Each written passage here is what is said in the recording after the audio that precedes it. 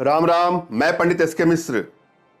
पिछले कुछ वीडियो से सामुद्रिक शास्त्र के अनुसार हम नारी पुरुष के अंग लक्षणों पर चर्चा कर रहे हैं और आज हम चर्चा करेंगे स्त्री पुरुष के जंघाओं के बारे में। इसका पार्ट 1 मैंने बना दिया है, कुछ चीजें पार्ट 2 में बना रहा हूं। ध्यान से देखने का, सुनने का, समझने का प्रयास करें। यदि आपको लगता है कि कुछ शुभ लक्षण आपसे मैच कर रहे हैं तो अच्छी बात है। आपको यह प्रयास करना चाहिए कि इसकी शुभता में कैसे वृद्धि की जाए। और यदि आपको लगता है कि कुछ अशुभ लक्षण आपसे मैच कर रहे हैं तो निराश भी ना हो, हमारी भारतीय विद्याओं में इसका समाधान है। मैं जो चीजें बता रहा हूं वो हमारे भारतीय शास्त्रों के अनुसार सामुद्रिक शास्त्र में उल्लिखित बातें बता रहा हूं। फिर भी दर्शकगण अपने सूझबूझ के साथ इसका निर्णय स्वयं करेंगे। हर व्यक्ति का अनुभव अलग अलग होता है। कुछ आपको नया अनुभव मिल रहा है तो कमेंट बॉक्स में अवश्य कमेंट करें। कर्म करने से भाग्य बनता बिगड़ता है। अगर कुछ अशुभ लक्षण आपसे मैच भी करते हैं तो अच्छे कर्म करके उनकी अशुभता में काफी कमी लाई जा सकती है तथा हमारी भारतीय विद्याओं के माध्यम से उपाय करके भी उनकी अशुभता में काफी हद तक कमी लाई जा सकती है। हम सीधे विषय वस्तु पर चलेंगे। हम पहले नारी जांघ के बारे में, नारी उरु के बारे में, थाई के बारे में चर्चा करेंगे।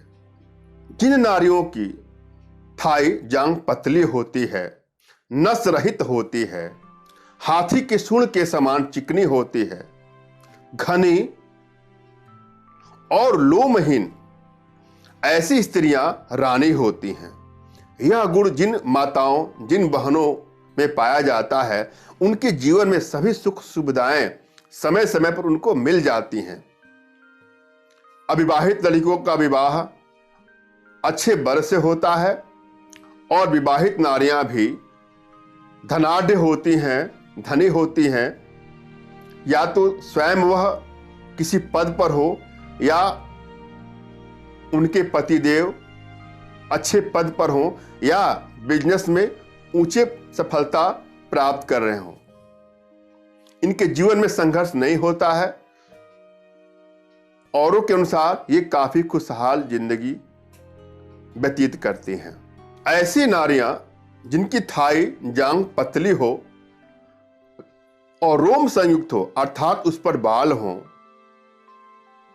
रोम हो, रोम युक्त जांघें हो, तो यह लक्षण शुभ नहीं माने जाते हैं। ऐसी नारियां अल्पायु में ही विधवा हो जाती हैं। ईश्वर न करे कभी आपके साथ ऐसा हो, मगर जो शास्त्रों में लिखा है मैं उसकी चर्चा कर रहा हूं। इसका समाधान समय से पहले किया जा सकता है। और ऐसी नारियां जिनकी थाई जांघें पतली हो और चपटी हो, यह शुभ लक्षण नहीं होता है। इनके जीवन में दुर्भाग्य हमेशा बना रहता है। काफी संघर्षमय जीवन होता है ऐसी बहनों का, ऐसी माताओं का। इसका भी समाधान है, निराश न हो। तथा जिन नारियों की जांघें पतली होती हैं और नसों के कारण उस पे कहीं कहीं गड्ढे नुमा दिखाई देते हों, ऐसी स्त्रियां भी महादुख पाती हैं। इनके जीवन में भी दुख बहुत व्याप्त होता रहता है, सुख का अभाव होता है, संघर्ष में जीवन होता है। प्रायः इनका जीवन अच्छा नहीं माना जाता है। तथा जिनकी थाइज पतली जांघें हों और कठोर हों, ऐसी नारियां भी अपने जीवन में काफी दुख को भोगती हैं। अब हम पुरुषों की जंघों के बारे में चर्चा करेंगे। शुभ और अशुभ फल के बारे में चर्चा करेंगे। ध्यान से देखें। जिन पुरुषों की थाई जंघों में रोए बिरल हो, अर्थात अलग अलग रोए हो, सूक्ष्म हो तथा गोलाकार जांघें हो और उनकी जांघें पतली हो, हाथी के सूंड के समान हो और दोनों घुटने मांसल और सम हो, ऐसे पुरुष राजा होता है। ऐसे पुरुष अपने विवेक से, बुद्धि से और कर्म के आधार पर समाज में ऊंचा पद, प्रतिष्ठा, मान सम्मान प्राप्त करते हैं, धन धान्य से पूर्ण होते हैं।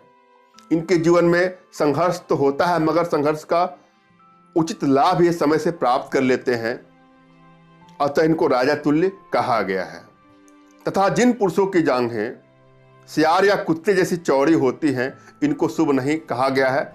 ऐसे लोग दरिद्री हो जाते हैं, धन का अभाव होता है, काफ़ी संघर्ष करना पड़ता है अपने जीवन में, फिर भी इनका जीवन खुशहाल नहीं होता है।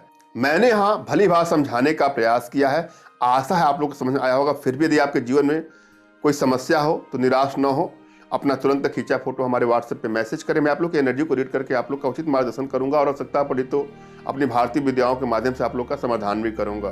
धन्यवाद। राम राम।